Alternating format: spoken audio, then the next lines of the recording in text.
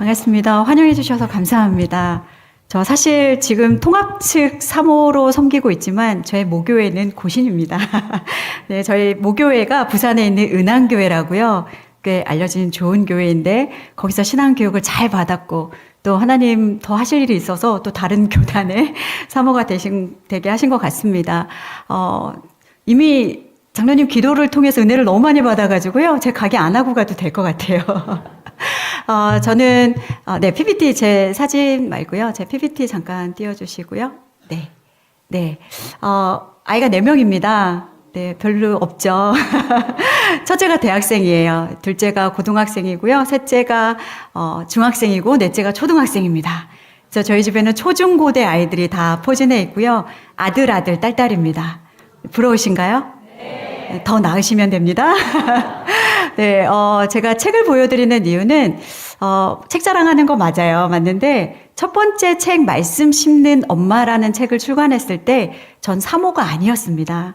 제가 말씀으로 자녀들을 양육하고 매일 가정 예배를 드리는 것들에 대해서 말씀을 드리면, 저거는 사모 가정이니까 저렇게 하는 거야. 목회자 가정이니까 저렇게 하는 거야. 라고 이미 마음의 벽을 세우고 강의를 들으시더라고요. 그래서 저희가 어떻게 하나님이 저희 가정을 만들어가고 계시고 저희 가정을 세워가시는지를 좀 말씀을 드려야 이거나 어디서나 할 수 있고 누구나 할 수 있는 거구나를 우리 성도님들께서 이해하실 것 같아서 저희 원가정 이야기를 조금 하고 오늘 강의를 이어가려고 합니다. 저는 믿음의 1대입니다. 저 이렇게 외모를 보시면 곱게 자란 것 같잖아요. 사실 저희는 이제 개척한 지 1년 반 된 교회예요. 그래서 아침에 꽃단장하고 막 향수도 잔뜩 뿌리고 나왔는데 오면서 막 제 머리 냄새를 맡아봤더니 막 김치 냄새랑 여러 음식 냄새가 섞여 있더라고요. 작은 교회에 오늘 또 반주자가 외부로 잠깐 가게 되면서 밥하다가 반주하다가 예배 드리다가 또 막 음식 정리하다가 부랴부랴 달려왔습니다. 사실 저는 믿음의 1대이고 또 저희 남편도 믿음의 1대입니다. 저희가 저희 사남매에게 말씀을 심고 이런 거룩한 가치들을 가르치다 보니까 저 사모 가정은 믿음의 몇 대를 걸쳐서 신앙훈련을 잘 받았나 보다. 그러니까 아이들도 저렇게 훌륭하게 키우나 보다. 또 한 가지는 돈이 많나 보다. 넷을 낳은 거 보니까 이제 이렇게 얘기를 합니다. 그런데 저희 아버지께서 지금은 이제 소천을 하셨습니다만 저희 친정 아버지는 월남점도 겪으셨고 7남매 중에 막내로 이렇게 태어나시면서 태어나자마자 할머니가 돌아가셨다고 해요. 그래서 동양젖을 먹고 자라셨고 여러 가지 사랑을 받지 못하게 되면서 아버지의 인생에 굴곡진 것들을 저처럼 이주님을 만났어야 됐는데 저희 아버지는 이주님을 만나셨어요. 일평생 이주님과 동행하시면서 저희 가족을 너무나 괴롭히시는 분이셨습니다. 그래서 제가 결혼할 때 배우자 기도를 하게 되었는데요. 1순위가 믿음이 좋은 사람이었어요. 2순위가 성품이 좋은 사람이었습니다. 그런데 1, 2순위를 뛰어넘는 0순위가 있었어요. 알코올을 싫어하는 사람이었어요. 알코올에 알러지 반응이 있는 사람. 그 정도로 너무나 저희 가족을 힘들게 하시는 분이셨고 또 저희 아버지는 남아선호 사상이 너무 짙은 분이셔서 2살 터울의 오빠가 있었음에도 불구하고 아주 차별을 많이 하면서 저를 키우셨습니다. 딸은 대학 안 가도 된다. 모든 것이 아들에게만 포커스 되면서 저는 좀 음지에서 서러움을 이렇게 극복해가면서 스스로 살아내야 되는 그런 자리에 하나님이 세워주셨어요. 근데 이렇게 뒤돌아보니까 그 자리가 오로지 예수님만 붙을 수 있는 자리였더라고요. 뿐만 아니라 이제 저희 남편은 조금 더 업그레이드된 가정입니다. 아버님이 알코올 중독자셨더라고요. 그리고 술을 매일매일 드셨고 저희 남편의 말에 의하면 3개월은 술에 취해 계시고 한 달 깨어 계시고 어머니가 농사일 감당하시면서 근데 설상가상 저희 아버님은 술을 드시면 어머니가 기절하실 때까지 폭력을 행사하시는 분이셨대요. 그래서 저희 남편의 어릴 때 기억은 부부싸움 후에 늘 가재도구가 흐트러져 있고 쓰러져 있는 어머니가 살아있는지 죽어있는지 그렇게 숨소리를 들어보는 것이 아픔인 상처가 아직도 남아 있습니다. 자, 이렇게 믿음의 1대와 1대가 만났어요. 어떤 일이 벌어질까요? 눈에 보이는 게 없습니다. 그러나 제가 확언 드릴 수 있는 한 가지가 있습니다. 그게 무엇이냐면 복음입니다. 복음의 능력이 있습니다. 우리가 육신의 아버지로부터 받지 못한 그 사랑이요. 하늘아버지로부터 채워지니까요.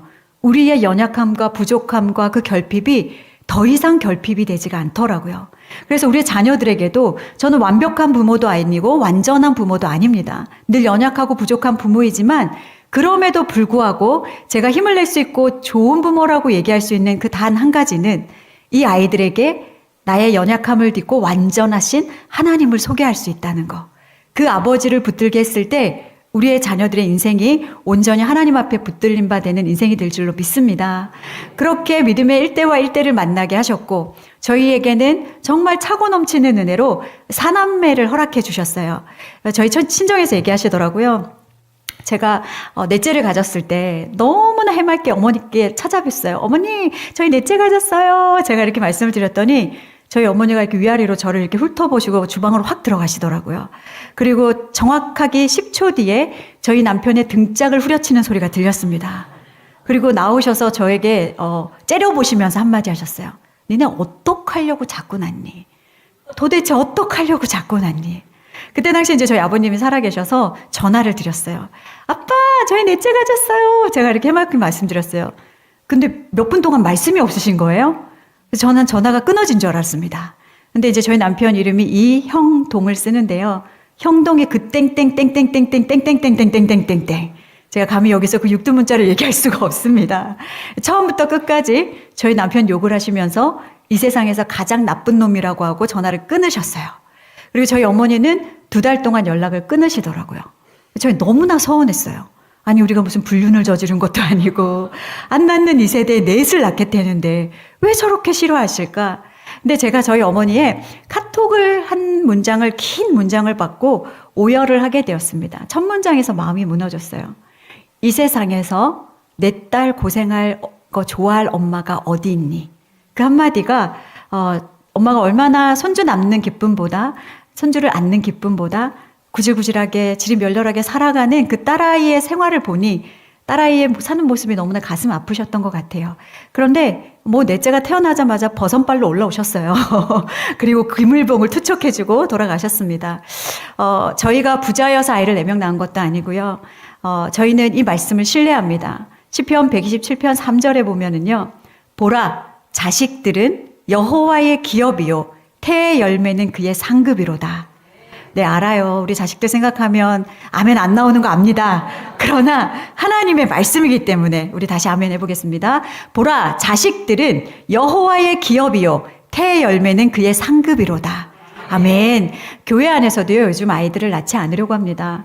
젊은 우리 청년들도요 딩크족이라 그래요. 결혼은 하지만 아이를 낳지 않고 사는 사람들을 얘기합니다. 그래서 출산율이 0.6%로 떨어졌고요. 이제 교회 학교의 다음 세대가 점점 줄어들고 있습니다.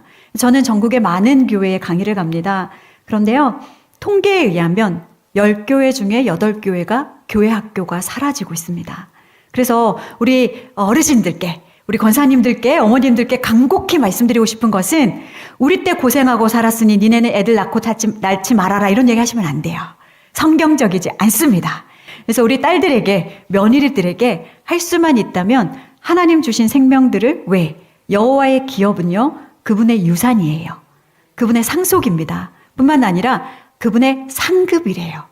우리가 상을 싫어할 사람은 없습니다. 그래서 저도 넷째를 가졌을 때 저희 교회 권사님들께서 제 손을 꼭 잡아주시면서 사모님 힘내요. 애들 먹을 거 다 타고납니다. 이렇게 용기를 주셨어요. 그런데요. 첫째를 이렇게 성인이 키워보니 이 아이들이 커가는 과정 속에서 하나님의 손길이 하나도 미치지 않은 것이 없습니다. 그래서 정말 어르신들의 이 지혜는요, 놀라운 것 같아요. 지들 먹을 거 다 타고난다. 이것은 하나님의 복이기 때문에 그런 줄로 믿습니다. 그래서 저희는 참 불우한 가정에서 불우한 청소년기를 보냈고 불우한 청년기를 보내면서 저의 인생의 목표는 아버지를 벗어나는 것이었고 그 상처에서 벗어나는 것이었어요. 결혼할 생각이 전혀 없었습니다. 왜요? 행복한 가정 그딴 거 이 세상에 없어. TV에서나 만들어지는 것이야 라고 생각하면서 자랐습니다. 그런데 제가 확언드릴 수 있는 또 한 가지는 행복한 가정은요. 거룩을 추구하는 믿음의 가정에 있는 줄로 믿습니다. 우리가 가정은 작은 천국이라 그러잖아요. 이 작은 가정에서 천국을 경험해 보지 못하면 이 다음에 우리가 천국에 가서는요, 그냥 기절해버린대요. 천국을 못 경험해 보세요. 그래서 우리 주어진 가정에서 천국을 경험해 보셨으면 좋겠습니다. 네, 다시 PPT로 좀 돌아가서요. 시대가 좀 바뀌었습니다. 코로나 이후로 새롭게 등장한 용어가 온라인 교육이라는 용어입니다. 뭐 온라인 교육, 오프라인 교육 많이 들어보셨을 거예요. 그런데 이 온라인 교육은 뭐냐면요. 다른 거 다 차치하고 이제는 교회와 가정이 함께 가지 않으면 이제는 우리의 다음 세대를 잊어버리는 시대가 되었습니다. 여러분 코로나 때 어떤 일들을 겪으셨어요? 교회 묻지 닫히고 또 우리가 예배 드릴 수 없을 때 모든 것을 가정에서 감당해야 됐을 때 우리의 신앙도 잃어버렸고 교회 학교의 아이들도 상당수가 잊어버렸습니다. 지금 한국 교회는요 어떤 상태이냐면요 교회에 다니는 대다수의 90% 가까운 아이들이 패밀리 크리스찬이에요. 이건 무슨 것을 의미하냐면 부모님이 교회를 다녀야 교회를 다니는 아이들로 이루어졌다는 얘기입니다. 제가 교회를 다닐 때만 해도요 교회 안에 절반 이상이 부모님이 교회를 다니지 않는 믿음의 일대 아이들이었어요. 그런데 지금은 교회의 문을 들어오는 대다수의 아이들이 부모님이 신앙을 생활을 해야 이 아이들이 예수님을 믿는다고요. 뿐만 아니라 우리의 자녀들을 교회 안으로 초대하지 않으면 더 이상 다음 세대라는 이름을 쓸 수 없을 만큼의 교회 교육의 위기가 찾아오고 있습니다. 그러면 아프리카 속담 중에 한 아이를 잘 키우기 위해서는 한 마을이 필요하다라는 말이 있습니다. 그런데 이제는요 한 아이를 잘 키우기 위해서는 우리 가자동강교회 같은 정말 믿음의 교회가 필요합니다. 이 교회가 잘 세워질 때 믿음의 자녀들도 세워질 줄로 믿습니다. 그래서 저희가 해야 될 일은 교회와 가정이 하나 되어서 그래서 이제는 부모님들이 믿음의 어머니로 믿음의 아버지로 살아나셔야 되고 우리의 자녀들에게 말씀과 믿음의 유업을 흘려보내야 되는데요. 다음 PPT로 한번 넘겨볼까요? 네. 제가 질문을 좀 드리겠습니다. 우리의 자녀들, 물론 장성한 자녀들도 많으실 거예요. 그러나 우리의 자녀들이 잘 믿기를 바라세요? 잘 되기를 바라세요? 네. 여기서 말씀을 잘 하셔야 돼요. 네. 잘 믿어야 되는데 또 잘 됐으면 좋겠고, 네. 맞습니다. 두 가지는 같이 가야 돼요. 그러나 잘 믿는 길이, 잘 되는 길임에 있어서는 한치 의심도 없으시기를 축복합니다.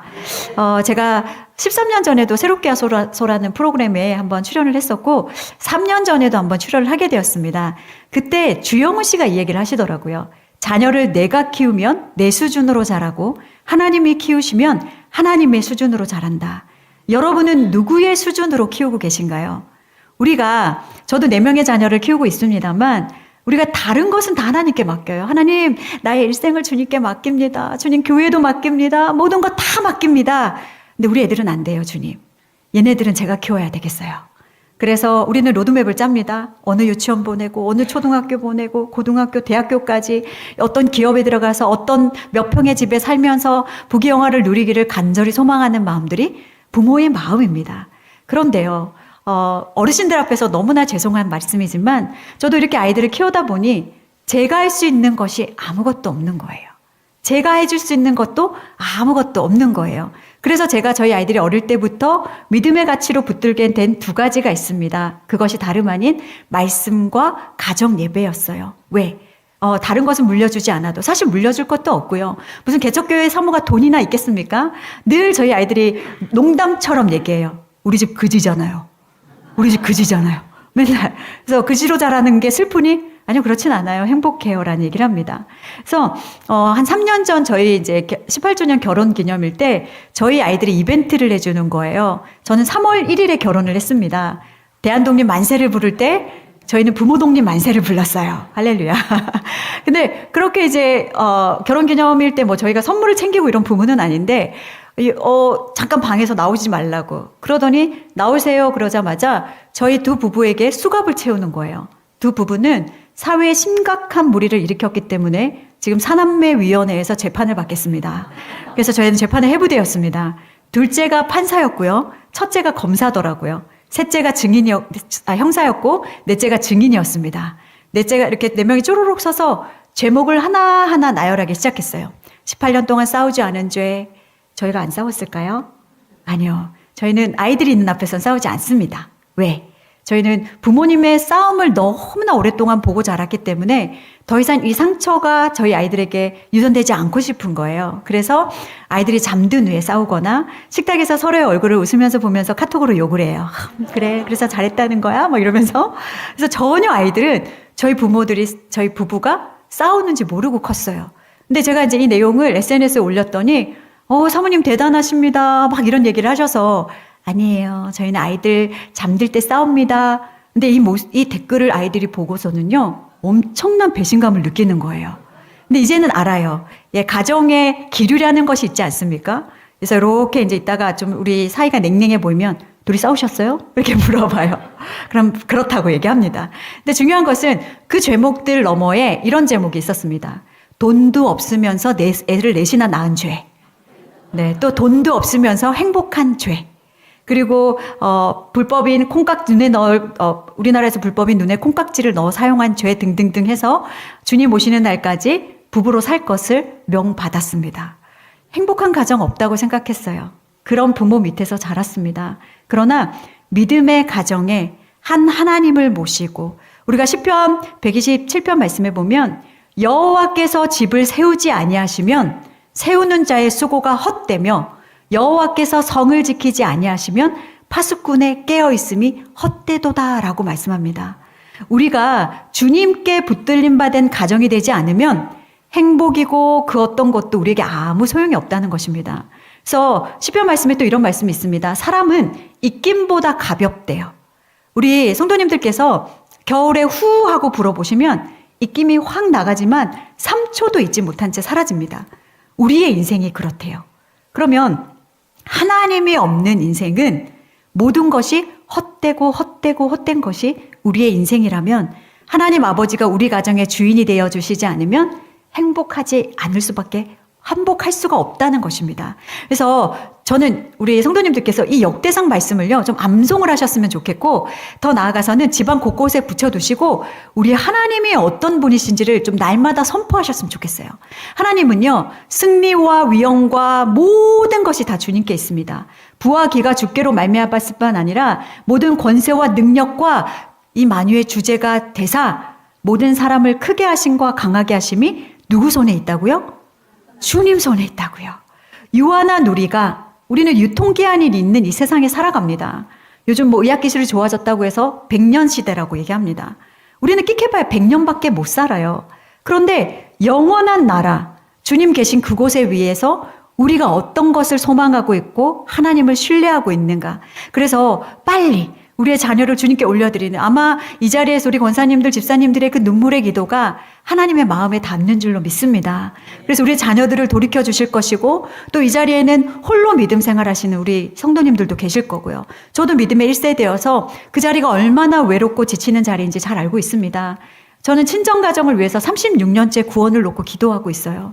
지칠 때도 됐어요. 그러나 많이 말랑해졌습니다. 저희 엄마는 헌금이라는 말을 모르세요. 그래서 얼마 전에 저희 교회에 오셔서 5만 원을 그냥 봉투에 넣지도 않고 툭 주시면서 내가 이거 하나님께 주는 거다 이러고 가셨어요. 그래서 저희가 잘 헌금하겠습니다 이렇게 드렸는데, 중요한 것은 우리의 기도도 땅에 떨어지지 않습니다. 하나님의 때에, 그때에 우리 가정을 복된 가정, 은혜 가정으로 만들어주시는 줄로 믿습니다. 네, 좀 많이 넘겨주셔서요. 뒤쪽에 왜 암송해야 되는지에 대해서 좀 PPT를 띄워주시면 좋겠습니다. 저는 매주 화요일 짱짱 성경 암송이라는 프로그램을 우리 극동방송에서 10년째 진행하고 있습니다. 제가 저희 아이들에게 물려줄 유산이 없어서 말씀과 가정 예배를 물려주기 위해서 아이들이 어릴 때부터 암송 교육을 시켜왔고요. 둘째, 셋째, 넷째는 태에서부터 이 아이들에게 말씀을 먹이기 시작했습니다. 사실 개편될 때마다 이번에는 그만한다고 얘기해야겠다. 왜냐면 저는 이제 아침에 보이는 라디오로 라이브로 진행을 하거든요. 그래서 아침에 막 꽃단장하고 카메라 앞에 앉아있고 이게 너무 싫은 거예요. 그래서 이제 아예 안 한다고 해야지. 그런데 그날 연결되시는 분들이나 그날 댓글을 남기시는 분들 때문에 다시 마음을 접습니다. 저는 그냥 말씀이 암송되도록 따라하게 해주시는 역할밖에 하지 않아요. 그런데 그 말씀을 읊조리시는 우리 애청자 여러분들이 그 말씀이 누구의 음성으로 들릴까요? 하나님의 음성으로 들리는 거예요.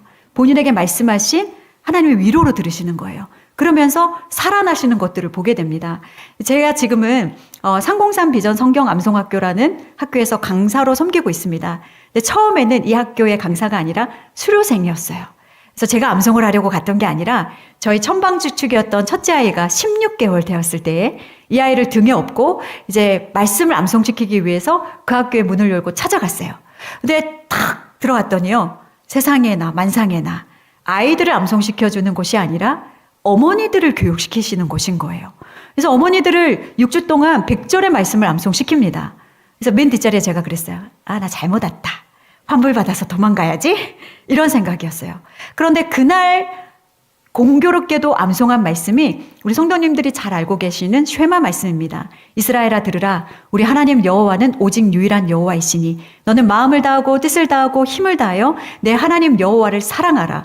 오늘 읽은 본문 중에 이 내용이 다 있습니다. 그런데 그 다음 소절에서 하나님 저를 깨트리시더라고요. 오늘 내가 내게 명하는 이 말씀을 너는 마음에 새기고. 네, 뭐라고요, 하나님? 저는요, 저 말고요. 얘요. 얘 새기로 왔어요. 그런데 정확하게 저에게 하나님의 마음을 들려주시는 거예요.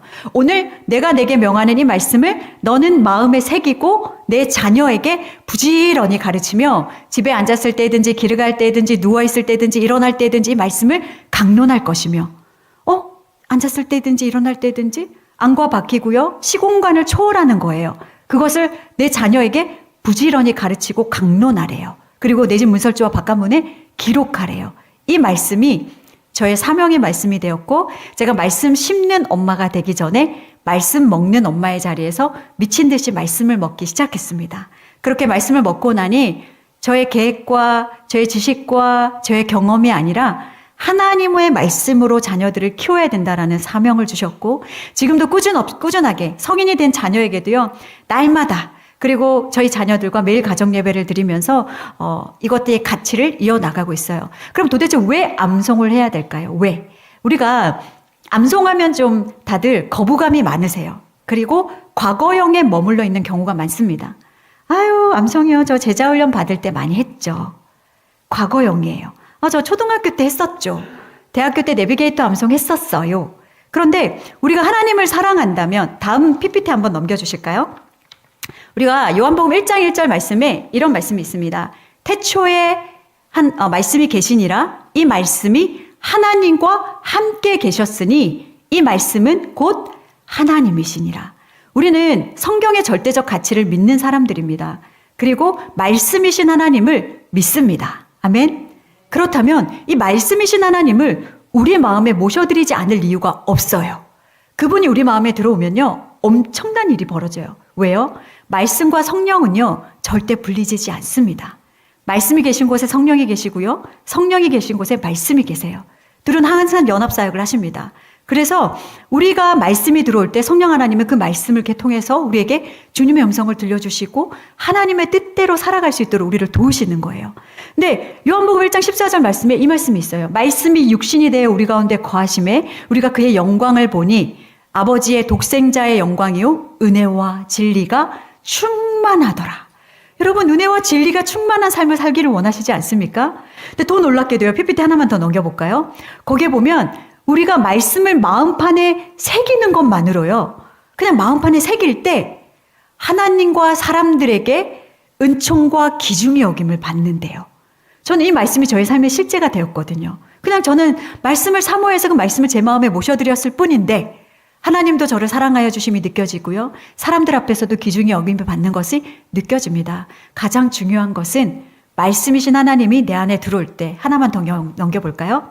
네, 잠깐만요. 제가 PPT를 좀 확인하겠습니다.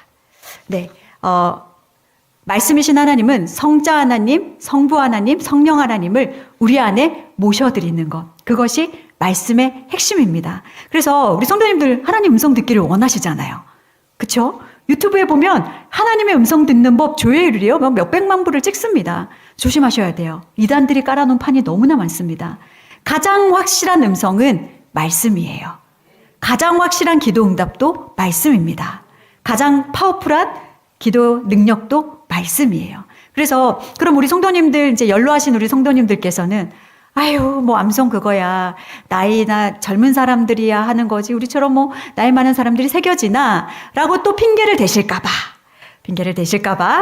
뇌 과소성이라는 것에 대해서 잠깐 말씀을 드리고 싶습니다. 이것은 뇌 과학자들이 얘기하는 거예요. 우리의 뇌는요, 계속해서 사용하지 않으면 쇠퇴되는 영역이 있지만 계속해서 사용하게 되면 운동의 능력에 의해서 발달되는 영역을 우리 하나님 뇌를 그렇게 너무나 놀랍게 만드셨더라고요. 제가 작년에 양재에 있는 온누리교회라는 교회에서 60세에서 80세 되시는 권사님들 200분에게 말씀 교육을 3주간 해드렸습니다. 근데 너무 놀라운 일이 있었어요. 그 권사님들이요, 너무나 따라만 하셨는데도 말씀이 새겨지는 거예요. 근데 그 간증은 사실 극동방송에서도 너무나 많거든요. 근데 제가 이제 강의가 끝나고 책 사인회를 위해서 이렇게 앉아 있었는데 백발에 80세 되시는 권사님 오셔서 눈물을 글썽글썽 하셨어요. 그러면서 제 손을 잡으시면서 이렇게 얘기하시는 거예요. 사모님, 나는 내가 말씀을 못 암송한다고 생각을 했었어요. 근데 오늘 사모님 따라서 말씀을 암송해 보니 하나님의 음성이 들려요. 내 남은 노년에 주님의 음성 들으면서 살고 싶습니다. 와주셔서 너무 감사합니다. 제 손을 잡아주시는데요, 제가 더 감사했어요. 제가 더 은혜 받았고요. 그렇게 아마 그 삶의 터전의 자리에서 말씀을 새기고 계실 겁니다. 그럼 말씀 암송이 중요해서 우리가 조금 다시 PPT로 돌아가서 한번 보겠습니다. 많은 신학자들이요, 강조했어요. 정말 많이 강조하는 것이 암송입니다. 왜냐하면 외우는 것으로 그치는 것이 아니라 말씀을 암송하고 묵상을 합니다. 우리가 성경에서 말하는 묵상이요, 내가 주야로 묵상하나이다, 내가 작은 소리로 읊조리나이다. 우리 구약에 나오는 많은 묵상이라 단어는 히브리어로 하가라고 합니다. 하가라고 하는데 소리내다, 읊조리다, 으르렁거리다, 이것은 암송과 너무 닮아 있어요. 우리가 묵상한다 그러면 quiet time, 숙고하는 묵상을 많이 생각합니다. 뭐 생명의 삶이나 또 말씀 관련된 책들을 통해서 묵상한다고 생각하지만 가장 좋은 묵상법은요, 말씀을 소리내어서 읊조리고 그 읊조린 말씀을 묵상하는 것이 가장 탁월한 묵상법입니다. 그리고 그 묵상이 이어지면 어떻게 될까요? 말씀으로 기도가 터져 나와요. 그리고 그 말씀이 기도가 나오면 주님의 음성이 들리고 내 삶이 바뀌어 있는 것들을 경험하게 되실 거예요. 그래서 처음에는 우리가 말씀을 암송을 합니다. 말씀을 붙들어요. 시간이 좀 지나 보면요, 말씀을 붙들어요.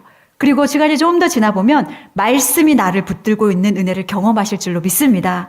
그것이 되면 꿀과 송이꿀보다 더 달도다라는 우리의 마음을 느낄 수 있는 거예요. 그래서 한 번 더 넘겨보겠습니다. 네, 많은 신학자들이 말씀을 왜 암송해야 되는지에 대해서 얘기했고요. 한번 넘겨볼게요. 자, 그러면 한 번 더 넘겨주세요. 말씀을 어떻게 하셔야 되냐? 우리 손주들, 이제 윤희계 가정이 지나시고 이제 로이스가 단계에 계신 우리 할머니들, 할아버지들께는요, 손주들에게 말씀을 소리내서 들려주세요. 그러면 우리 어린 손주들이 있을 때, 우리 할머니들, 할아버지들의 주머니 쌈짓돈은 이럴 때 쓰라고 있는 줄로 믿습니다. 아이들에게 용돈도 주시고요. 제가 존경하는 한 목사님께서는 1년에요, 한 장의 말씀을 암송해 오면 자식들에게 100만 원씩 용돈을 주세요. 그래서 저희 가정은 너무 사실 쉽거든요. 그 집 손자하고 싶다, 막 이렇게 생각을 했었어요. 그런데요, 더 놀라운 재앙이 따라오는지 몰랐습니다. 니네가 로마서 8장을 암송해 오면 내가 다 100만 원씩 줄 거야. 목사님이 그러셨어요. 근데 암송을 안 해오면 니네가 100만 원씩 토해내라. 그래서 토해내지 않기 위해서 열심히 암송을 한다는 거예요. 근데 6명이면 얼마예요? 돈이 도대체 얼마입니까? 800만 원이잖아요. 600만 원이잖아요. 어쨌든 그렇게 이제 말씀의 도구로 삼으시는데, 그렇게 어린아이들은요, 들려주는 것만으로도 암송이 됩니다. 들려주세요. 소리 내어서. 그냥 우리의 목소리로 여호와는 나의 목자시니 내게 부족함이 없으리로다. 우리 손주들 귀에 들려주면요, 들려주는 것이 머리에 남고 마음에 남아요. 제가 성경을 읽으실 때도 소리를 내십시오, 암송을 하실 때도 꼭 소리내어 암송해야 됩니다 라고 강조하는 이유는, 믿음은 어떨 때 자란다라고 성경에 나와 있습니까? 들을 때. 들으면서 우리는 믿음이 자랍니다. 그런데 말씀 암송도 똑같아요. 우리가 들을 때 이 듣는 말씀이 마음에 새겨져요. 신비에 새겨지고 머리에 새겨지고 내 귀에 들릴 때 믿음이 자랍니다. 그래서 소리내서 하시는 것이 좋고요. 또 사진을 한번 뒤쪽에 넘겨봐 주실까요? 네, 집안 곳곳에 크게 붙여두고 읽으시는 거예요. 외출하시기 전에 문설주와 바깥문에 기록할지니라. 우리가 손목과 미간에 붙이지는 못할 망정 집안 곳곳에 말씀을 붙여두고 오고 가며 아이들에게 읽고 학교 가도록 해주시면 돼요. 너 학교 가기 전에 5번만 읽고 가라. 5번 읽는데 2분도 걸리지 않습니다. 그리고 가정예배 때 말씀 한 절 선포하는 것을 통해서도 충분히 말씀이 암송이 되고 새겨질 수 있는 거예요. 한번 넘겨볼까요? 그렇다면 말씀이 있는 가정에 하나님이 새겨지는 것, 사실 부모의 잔소리는요, 자녀들을 변화시킬 수 없습니다. 저희 아이들이 잔소리에 대해서 정의를 해주더라고요. 옳은 말씀을 기분 나쁘게 하는 게 잔소리래요. 엄마 말 들어보면 다 맞대요. 근데 들으면 기분이 나쁘대요. 그게 잔소리래요. 그런데 이 잔소리는요, 자녀들을 변화시킬 수가 없습니다. 그러나 한 절의 말씀이 우리의 자녀의 삶에 닿으면 변화되는 은혜를 경험하게 되는 줄로 믿습니다. 저는요, 사실 광고회사 디자이너였거든요.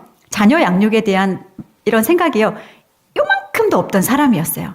그래서 워커홀릭으로 일을 너무나 잘하고 싶어서 첫 아이를 가지고 출산 2주 전까지 미친 듯이 커피를 4잔씩 마셔가면서 일을 했던 일 중독자였습니다. 그리고 하나님께 정말 하나님, 저희가 인위적인 방법으로 자녀를 막진 않겠지만 저희의 빚이 어느 정도 해결되고 남편이 직장에 안정이 되고 그럴 때 저희 가정에 태문을 열어주십시오 라고 했지만 우리 하나님은 이미 플랜이 다 있으셨던 것 같아요.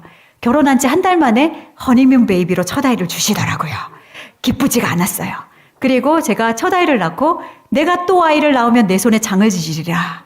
이렇게 결단을 했던 저였는데 이런 연약한 저에게도 엄마의 자리에 부르셨을 때 제가 받았던 하나님의 마음은 이거였습니다. 신랑, 세상에 내놓으라는 디자이너는 사실 너만큼도 너무나 많아. 그런데 이 아이에게 엄마는 너 하나밖에 없다. 그 마음이 저를 엄마의 자리로 부르게 하셨고 제가 가지고 있던 모든 커리와 모든 경력들을 내려놓고 하나님 앞에 온전한 엄마로 살아가게 하시는 시간이 있었습니다. 그 자리에서 저희 아이와 함께 예배드리고 같이 말씀 읊조리고 자충으로 하던 모든 것들을 제가 일기로 남겨놓게 되었고 그 일기를 한 출판사에서 보시고 저의 나오게 된 책이 말씀 심는 엄마라는 책이었습니다. 그래서 이후에서도요, 저는 책의 출간에 대한 저의 계획이나 사명이 전혀 없었어요. 그럼에도 하나님은 제가 삶으로 살아내는 것들을 계속해서 출간해 내주시면서 지금은 제가 상상할 수 없는 자리에서 이 귀한 강단에서 여러분에게 이렇게 하나님을 증거할 수 있는 그 자리까지도 하나님은 만들어 가셨습니다.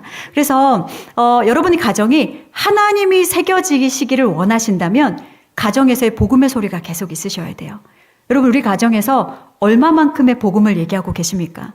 저희는 매일 가정예배 때 복음을 얘기하거든요. 우리 죄인이야. 죄인과 죄인에게요, 필요한 건 예수님 한 분이면 충분합니다. 저도 연약하잖아요. 저도 부모 부족한 사람이거든요. 그런데 이 죄인과 죄인을 볼 때는 서로를 긍휼히 여기는 마음이 있는 거예요. 저도 오늘 하루 종일 미스코리아로 있다가 와가지고요, 여기가 땡겨요. 네, 안녕하세요. 손들이 오셨어요. 그러셨어요. 계속 웃어요. 어제 지지고 볶은 거 이런 거 기억도 안 나요. 이렇게 웃다가 집에 돌아가면 어때요? 본연의 모습이 돌아올 때 우리 아이들은 저의 모습을 뭐라고 얘기할까요? 엄마는 교회에서는 천사, 집에 오면 악마 이렇게 얘기하겠죠. 그러나 동역자가 될 때, 죄인과 죄인이 되면 서로를 긍휼히 여겨요. 엄마도 죄인이실까요? 그럴 수 있어요. 죄인이시잖아요. 제가 가정예배 드리다가도 평소에는 이성적으로 예배를 드리지만 어떨 때는 제 몸이 지치고 힘들 때는 감정적으로 아이를 대할 때가 있거든요. 그러면 저도 저의 연약함을 비집고 저의 자아가 올라와서 독설이 확 하고 내비칠 때가 있어요. 그러면 그냥 그 자리에서 사과하시면 돼요. 미안. 얘들아 미안해. 엄마 오늘 좀 상태가 안 좋아. 좀 예민해. 니들이 이해해주라. 그러면 저희 아이들이 반응이 이렇습니다. 괜찮아요. 죄인이시잖아요. 네, 괜찮습니다. 충분히 이해합니다. 그렇게 이제 얘기를 해줘요. 그러면 저희가 그래 고맙다. 이게 동역자예요. 저희가 어젯밤에 가정예배를 드릴 때도 가자동강교회를 놓고 함께 기도했습니다. 이게 동역자예요. 동역자가 빨리 되셔서 가정 가운데서 허물 없이 예수님 이야기를 하시고 허물 없이 저는 그렇게 생각합니다. 우리 아이들이 성경에서 만나는 하나님도 너무나 중요하지만 가정 예배를 통해서 혹은 내가 만난 그 하나님을 우리 부모님들의 입술을 통해서 전해 주셔야 돼요. 저희 아이들은요, 엄마가 신앙생활을 얼마나 힘들겠는지 잘 알아요. 엄마, 지금 할아버지를 보면 절대 상상이 안 돼요. 엄마를 괴롭혔다는 게 상상이 안 돼요. 저희 아버지가 저는 일평생 저희 아버지의 손을 고3 때 처음 잡아봤습니다. 그것도 제가 잡아봤어요. 저희 아빠는 저를 이렇게 꼭 안으시면서 사랑한다라고 얘기해 주신 적이 단 한 번도 없으셨어요. 그런데 제가 결혼을 하고 또 예수님을 만나고 하나님 아버지의 뜨거운 사랑을 경험하고 나니까 저희 아버지가 너무 불쌍해 보이는 거예요. 사랑받지 못했던 그 인생이 불쌍해 보이고 하나님 사랑을 경험해 보지 못했던 그 인생이 불쌍해 보여서 제가 항상 내려가면 저희 아버지를 꼭 안아드리고 아빠 사랑해요 라고 얘기해 드리면 됐다 마 이러면서 막 저를 이렇게 막 물리치셨어요. 그런데 그때 그런 기억들이 우리 아이들도 보는 거예요. 눈으로 보죠. 그런데 엄마가 어떻게 신앙생활했고 어떻게 출애굽했고 어떻게 살았는지 우리 권사님, 장로님, 집사님들이 처음에 만났던 그 예수님, 그 첫사랑들을 잊어버리지 않으셨을 거예요. 내가 있잖아. 나는 몇 살에 예수님을 만났어. 그리고 그때 너무 뜨거움이 있어서 그때 그 예수님의 사랑을 우리 자녀들에게 전해주셔야 돼요. 그래, 잊어버리지 않아요. 기억을 누구를 통해서 하겠습니까? 우리가 성경을 통해서 옛 선조들의 믿음의 신앙의 유업을 우리가 기억하는 것처럼 부모님 이 세대의 신앙들을 보여주시고 기억하게 해주셔야 돼요. 그것이 자산이 되고 그것이 우리 아이들의 살리는 생명줄이 될 줄로 믿습니다. 그래서 가정 내에서 끊임없이 말씀으로 얘기하시고 사실 유대인들은요 3대가 같이 예배를 드립니다. 3대가 같이 예배를 드리고 3대가 같이 같은 언어를 사용하다 보니까 사춘기도 없고요. 세대 간의 간극도 없대요. 너무 좋은 거 아닙니까? 그러려면 우리가 같은 언어를 써야 되는 거예요. 저희 가정에서도 이제 말씀을 생활하기 위해서 틈만 나면 아이들과 같은 말씀을 암송하기 위해서 무진장 애를 썼습니다. 사실 저는 이제 지금은 제가 개척을 했지만 이전에 섬겼던 교회는 몇만 명이 모이는 메가처치였어요. 그 교회를 섬길 때 남편은 목회자니까 가버리고 제가 넷을 챙겨서 교회를 가는 것이요 행복하지가 않는 거예요. 너무 힘들었어요. 이 아이는 이쪽 건물에 들여보내고 저 아이는 저쪽 건물에 들여보내고 예배 다 끝나면 한 사람씩 찾아와서 점심 먹이고 이런 게요. 저희는 너무나 괴로운 거예요. 주일이 기쁘고 즐거워야 되는데 너무 힘든 거예요. 사모가. 그래서 어떻게 하면 내가 기쁨으로 하나님께 나아갈 수 있을까? 운전을 하면서요. 울면서 암송했어요. 온 땅이여 여호와께 즐거운 찬송을 부를지어다. 기쁨으로 여호와를 섬기며 노래하면서 그 앞에 나아갈지어다. 여호와가 우리 하나님이신 줄 너희는 알지어다. 그는 우리를 지으시니 우리는 그의 것이니 그의 백성이요 그의 기르시는 양이로다. 울면서 운전하면서 교회를 가는 거예요. 그런데요. 어느 순간 보니까 저희 아이들이 시편 100편의 말씀을 다 암송하고 있는 거예요. 그리고 뭐라고 기억할까요? 이거는 엄마가 교회 갈 때만 맨날 암송했던 말씀인데 교회 갈 때마다 감사함으로 그의 문에 들어가며 찬송함으로 그의 궁정에 들어가서 그에게 감사하며 그의 이름을 송축할지어다. 우리가 이렇게 말씀 안에서 삶이 되는 것, 삶이 말씀이 되는 거. 또요, 저희는요, 눈이 막 많이 오는 날이요. 아니면 엄청 좋은 데 갔던 날 그럴 때는 아이를 쭈루룩 세웁니다. 세워서 얘들아, 시편 8편 암송하자. 여호와 우리 주여 주의 이름이 온 땅에 어찌 그리 아름다운지요. 하나님이 우리를 지으신 목적은요. 웨스터민스터 소요리문답 제1문에 이렇게 포기하고 있습니다.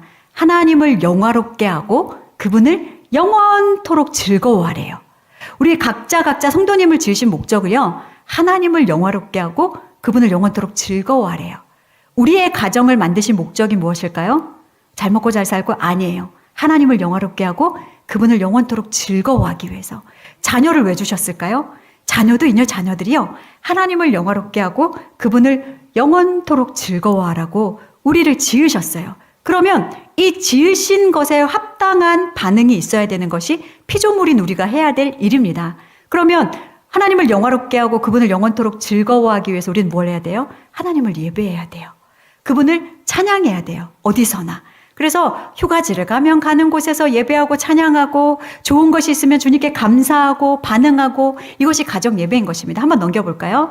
그래서 말씀이 우리 가정에 훅 하고 들어오면요. 그 말씀의 GPS가 늘 깜빡깜빡 하는 거예요. 우리의 자녀들 삶 속에서, 내 마음 속에서. 그래서 제가 제일 억울할 때가 부부싸움 했을 때요. 좀 뭔가 화도 확 지르고 싶고 뭔가 한번 확 엎고 싶고 그럴 때가 있잖아요. 사모도 사람인데.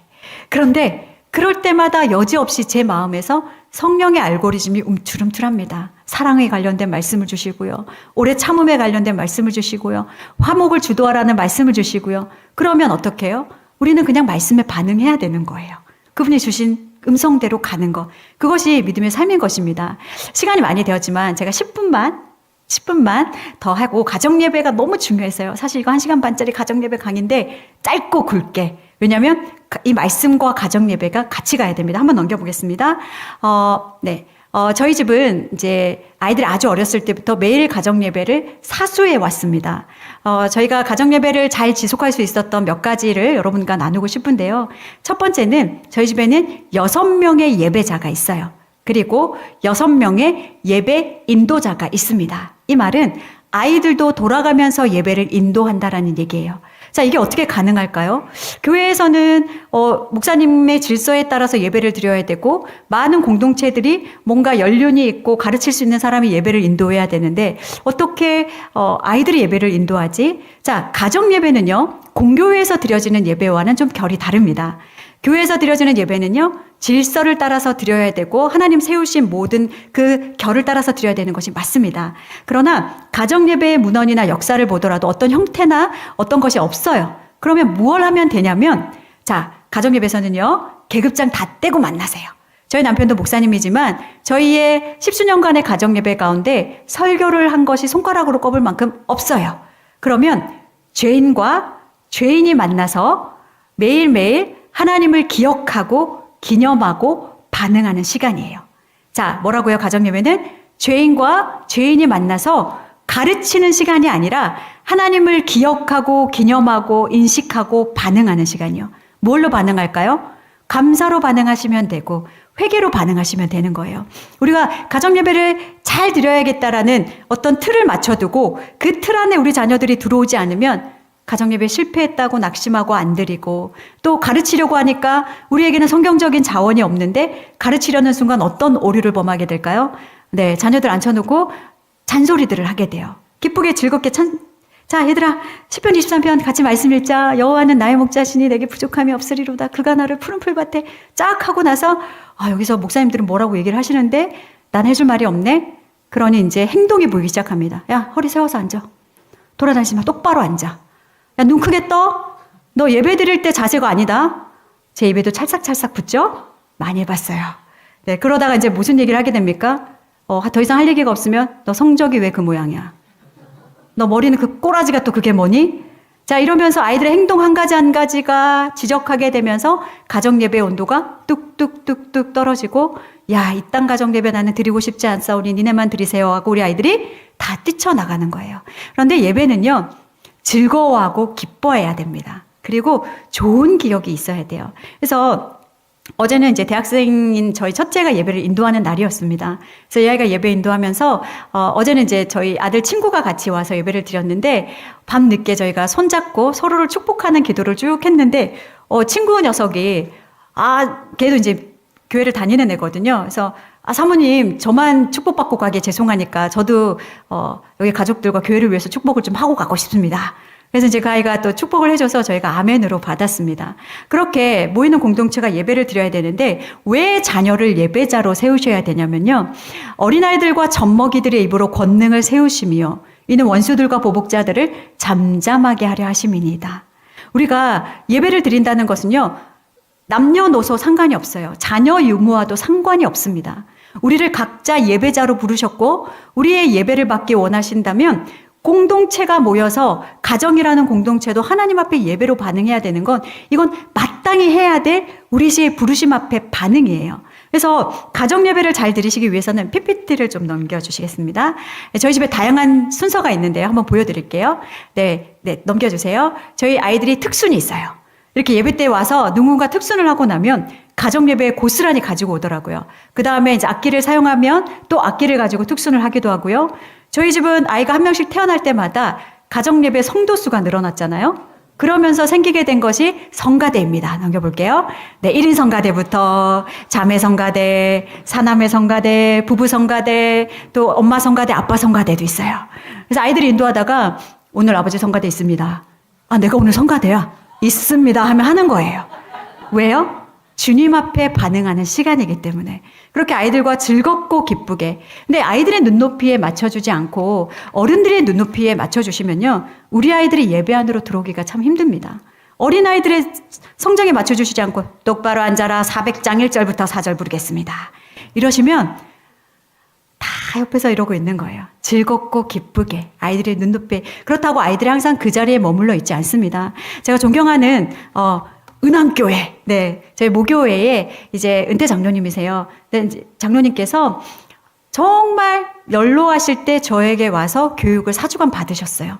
그러시면서 가정 예배를 회복하셨는데요. 장로님이 대기업의 총수셨어요. 5명의 5공주를 키우셨는데 직장 생활 하느라 딸들에게 신앙 전수를 못 하셨대요. 그게 평생의 가슴에 남아서 손주들에게 사모님 제가 윤희계 같은 할아버지가 엄마가 못 되었다면 아비가 못 되었다면 로이스 같은 할머니가 되고 싶습니다. 할아버지가 되고 싶습니다. 그래서 장로님이 토요일마다 손주들을 불러 모으시더라고요. 우리 성도님들 우리 아이들은요 목구멍이 열리면 마음이 열립니다. 그래서 치킨과 피자가 있는 곳에 옵니다. 그래서 어린 아이들에게는 치킨과 피자를 시켜놓으시고 우리 손주들을 초대하시면 돼요. 그런데 우리 사춘기 아이들은 치킨과 피자에 마음이 잘 열리지 않아요. 자, 이런 아이들은 어떤 것에 열릴까요? 네, 흰 봉투에 마음이 열립니다. 그래서 장로님께서 매주 토요일 흰 봉투와 치킨 피자를 시켜놓고 손주들을 기다리시는 거예요. 근데 아이들이 쭈르륵 오면 데리고 뭘 하시냐면 함께 성경을 읽고 예배를 드리세요. 그렇게 손주들에게 신앙의 유업이 흘러가도록. 그래서 제가 이제 장로님 너무 귀하시다고. 장로님 정말 제가 강의 갈 때마다 장로님 자랑합니다. 이런 얘기합니다. 그리고 이제 여쭤봤어요. 장로님 그러면 평소에 권사님과 예배 드리세요? 아유 뭐 다 늙어가지고 애들도 없이 뭔 예배를 드립니까? 이렇게 얘기하시더라고요. 아니요 장로님 평일에는 권사님과 예배 드리셨으면 좋겠습니다. 그랬는데 장로님이 정말 용기를 내셔서 권사님과 예배를 드리시면서 먼저 눈물의 회개를 하셨대요. 내가 그동안 자녀들 제대로 권사 못하고 일에만 미쳐서 당신도 사랑해주지 못했던 거 용서합니다. 내 용서를 받아주세요. 하나님 회개합니다. 그런데요 정말 권사님이 눈물을 주룩주룩 흘리시면서 그러시더래요. 왜 이 좋은 걸 이제야 해주십니까? 왜 이 좋은 걸 우리가 이제야 합니까? 그래서 두무진서 이제 남은 평생 예배하면서 하나님 앞에 예배하면서 그렇게 살아가시기로 결단을 하신 거예요. 우리가 혼자 계신 이미 남편분이 소천하신 우리 원사님들도 계실 거고요. 자녀들이 아직 믿음의 세대에 들어오지 않는 우리 자녀들도 있을 거고요. 그 외로움의 자리를 저 또한 믿음의 일대이기 때문에 누구나 잘 압니다. 하지만 그 자리에 내가 먼저 가정 예배의 문을 여셔야 돼요. 그냥 쉬워요. 말, 기, 찬. 우리가 예배의 구성 요소가 말씀, 기도, 찬양이에요. 그 자리에서 말씀 한 절 읊조리시고 찬양하시고 기도하시면 예배가 되는 겁니다. 그렇게 그 자리를 사수해 나가실 때 어떤 은혜가 있냐면요. 가족의 마음의 문을 열 뿐만 아니라 복음의 문을 여는 하나님의 놀라운 은혜를 경험하게 되실 줄로 믿습니다. 그래서 예배의 문을 여셨으면 좋겠고요. 그럼 언제 예배를 드리셔야 되냐? PPT로 좀 넘어가서요. 위로와 소망이 있는 예배를 드리셔야 되는데요. 힘든 일이 있을 때, 어려운 일이 있을 때, 고난이 있을 때, 내가 더 이상 살아낼 힘이 없을 때, 그때가 예배 드리라는 하나님의 신호로 여기셨으면 좋겠습니다. 그때가 혼자만 끙끙 앓지 마세요. 가족 구성원과 함께 그냥 모이세요. 얘들아, 묻지도 따지지도 말고 감사 예배 드리자. 다음으로 한번 넘겨볼까요? 저희 남편이 3년 전에 천국을 갈 뻔했습니다. 심장이 완전히 꽉 막혀 있었어요. 정말 주님의 은혜로 다시 살아날 수 있었는데 전날 저희가 돌아와서 드렸던 예배는요. 아버지 부활 감사 예배였어요. 죽다 살아났다고. 그리고 앞에 사진도 보시면 저희가 교통사고가 나서 견인차에 끌려가는 사진을 제가 직접 찍었습니다. 그때도 저희가 해가 뉘엿뉘엿 지는데 저희 가족 예배 시간이더라고요. 얘들아, 우리 예배 드리자. 감사한 거 나눠보자. 사실 교통사고 나서 끌려가는 게 뭐가 그렇게 감사거리가 있겠습니까? 감사가 생기더라고요. 엄마, 놀이동산 체험하게 해주신 하나님께 감사합니다. 이렇게 끌려가니까 무슨 청룡열차 타는 분위기였어요. 우리 차는 찌그러졌지만 우리 아무도 안 다치게 해주신 거 감사합니다. 여러분, 감사는요, 찾아야 되더라고요. 감사는요, 우리 하나님 앞에 반응해야 되는 거더라고요. 그런데 그게 가장 하나님의 뜻대로 사는 가장 쉬운 비결이더라고요. 범사에 감사하라. 이것이 그리스도 예수 안에서 너희를 향하신 하나님의 뜻이니라. 그래서 모든 날, 모든 순간 가장 힘든 일이 있을 때 저희는 계속해서 터널입니다.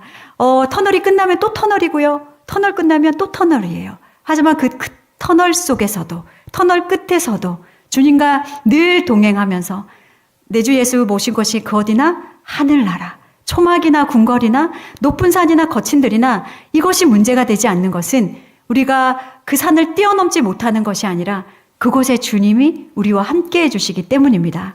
마지막으로요, 언제 예배하셔야 되냐면 믿음의 신앙을 흘려 보내는 예배를 드리셔야 됩니다. 기쁜 일이 있을 때, 즐거운 일이 있을 때, 행복한 일이 있을 때 이때 예배하셔야 돼요. 어떻게 해요?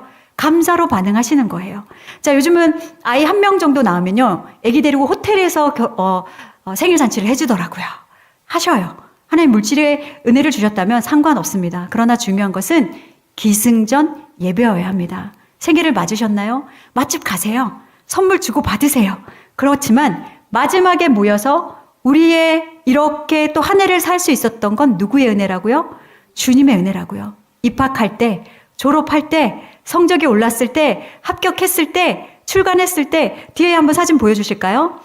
저희 집에서도 아이들이 태어날 때마다 출산 감사 예배를 드렸고요. 엄마 순산 감사 예배 드리고, 또 차 안에서도 예배 드리고요. 책이 나올 때마다 출간 감사 예배 드리고요. 결혼 기념일 감사 예배, 아이들 생일 감사 예배, 다양한 이름을 겪어가면서 이름을 이렇게 만들어가면서 예배를 드리는 거예요.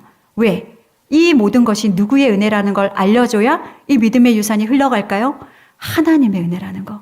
가정에 하나님을 새긴다라는 것이요, 그냥 이론적인 방법으로 책 몇 권 읽고 되는 것이 아니라 여러분이 삶으로 살아내셔야 됩니다. 삶의 자리에서 우리 자녀들이 하나님을 경험할 수 있어야 되고요. 제가 개척을 하고 저희 쌀독에 이렇게 쌀을 딱 내렸는데 쌀이 하나도 안 내려오는 거예요.